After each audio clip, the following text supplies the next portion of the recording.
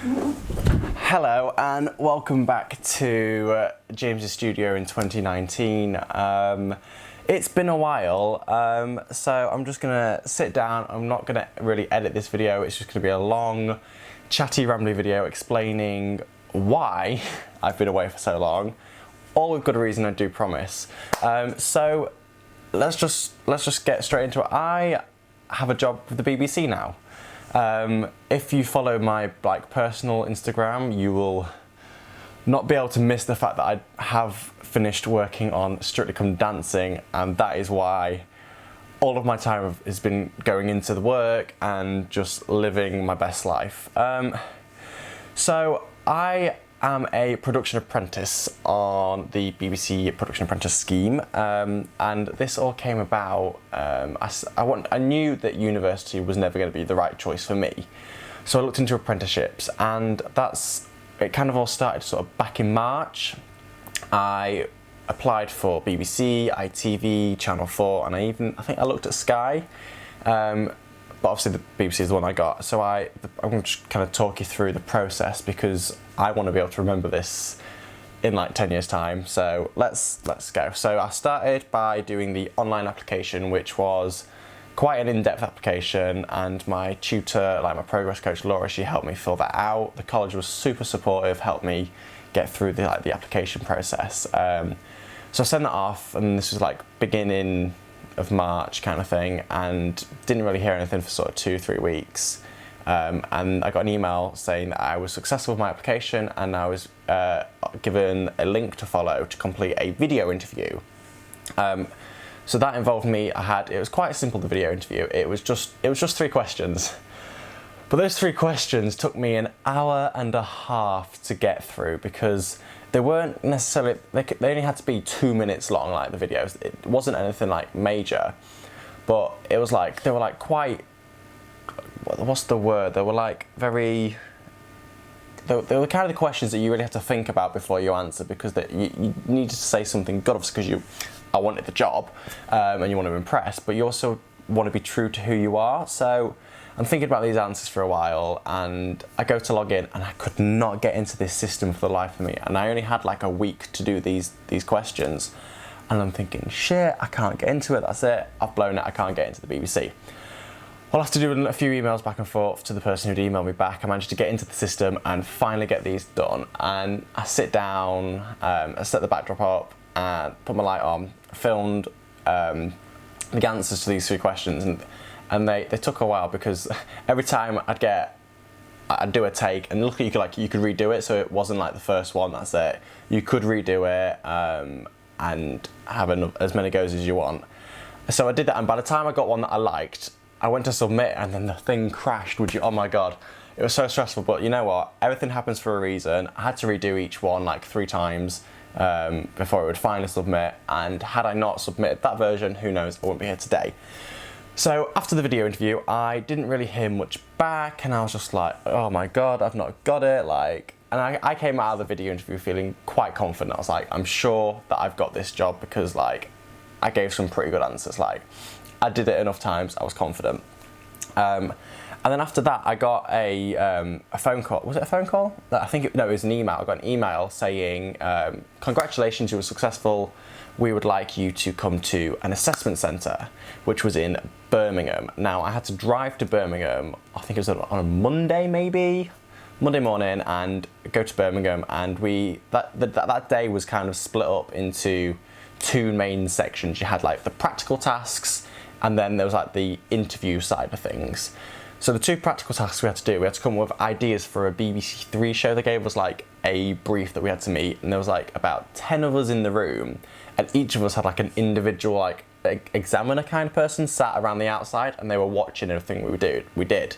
So we had 15 minutes to come up with an idea individually, and then kind of talk about them in a group, kind of a meeting. So it was industry standard kind of thing. And I was bricking it because I am not really an ideas kind of guy. I'm better at taking someone else's idea and developing it.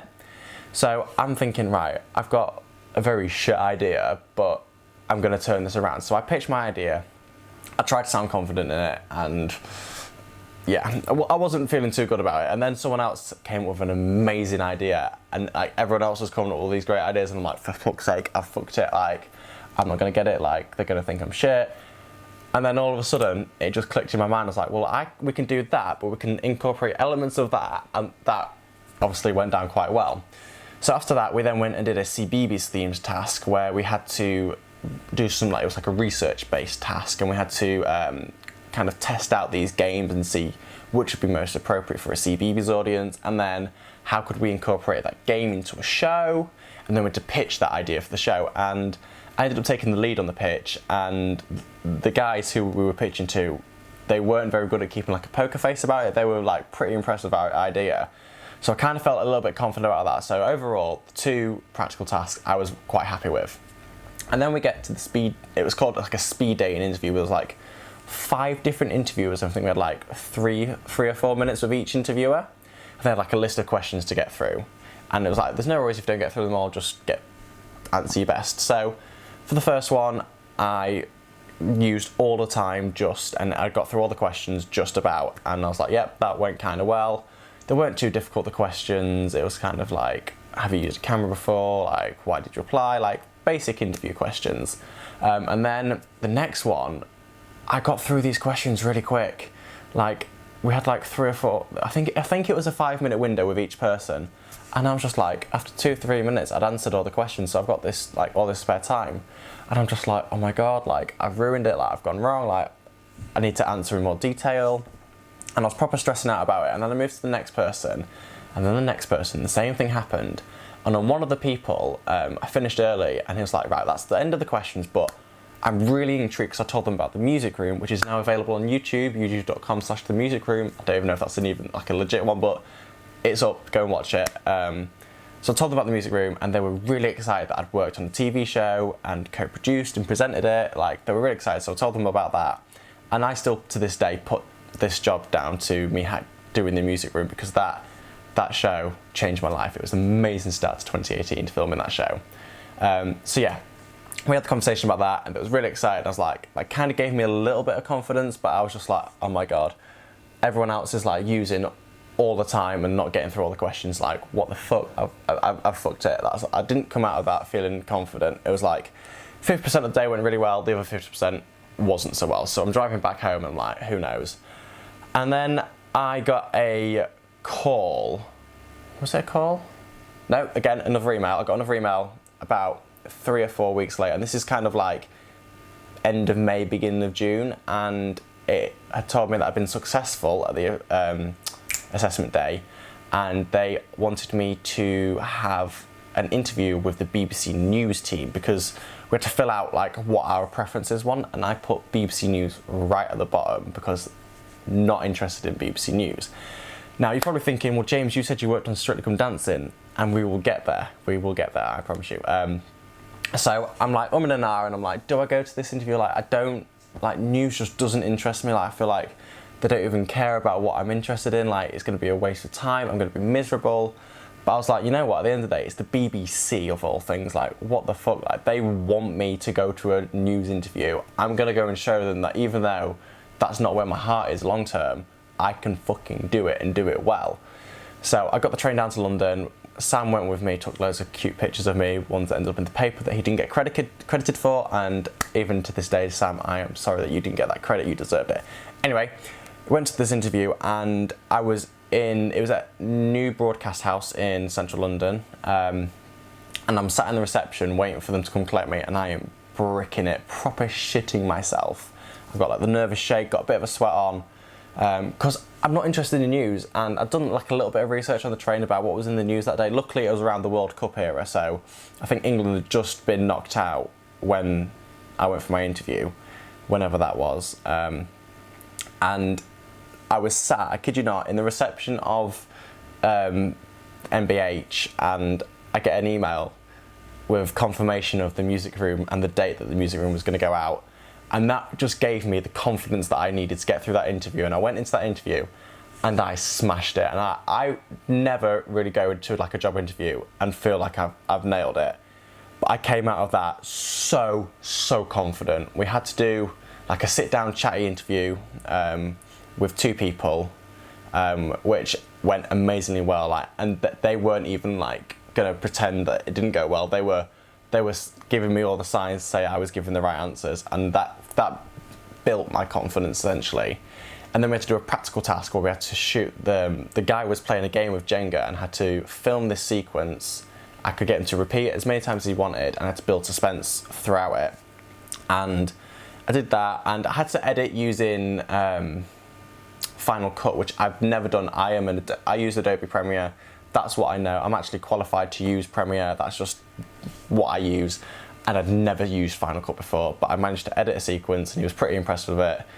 And so I came out of that day pretty confident. I was like, yeah, I know that I killed the interview. Like, I feel confident. But then I was just like, it's BBC News, like, not too happy. And then nothing. It's the summer. It's like, I think it was around beginning of August. And I remember that very clearly. I was sat down Cleethorpes eating ice cream with my entire family, and I get this email, and it says, "Dear James, we have been trying to contact you for quite a while now with what hopefully will be some good news. Can you please let me know when and what number is best to contact you on?" And I changed my mobile number between this interview and me getting this email, but I had updated it on the system, like, because there's like a BBC Careers Hub thing, and updated it, but it hadn't gone through to the right people. So they've been trying to call me for like a month, or almost a month, to let me know that I'd got the apprenticeship. And in that moment, I knew I'd got it, and I was like so excited, but I didn't want to say anything until I'd got proper confirmation. The next day, they rang me and offered me the job, and I kid you not, that was the beginning of the change. Like, that was like, the rest of my life changed, and it will never be the same because of that. Honestly, amazing. So I get my start date in September, and I have to go back to Birmingham for a week of training, and then straight after that, a week in a college facility, which is kind of where I'm at now. We did like the first part of the course back in September. So I did the training in Birmingham there was like an introduction to the BBC and how that works. It was all very interesting. Met some amazing people, got to meet my other apprentices. We went on a wild night out in Birmingham, which was honestly amazing. It was a really nice hotel we was in. And then a week after, we went to the college week. And during this first, I know this is a bit confusing, so there's like the week in Birmingham and then a week in Cheshire, which is where I'm at now. So in the week in Birmingham, I met a lovely girl called Romana, and Romana had a bit more experience because when she was offered her apprenticeship, she was offered it back in, I think it was end of June, and she was offered Strictly Come Dancing.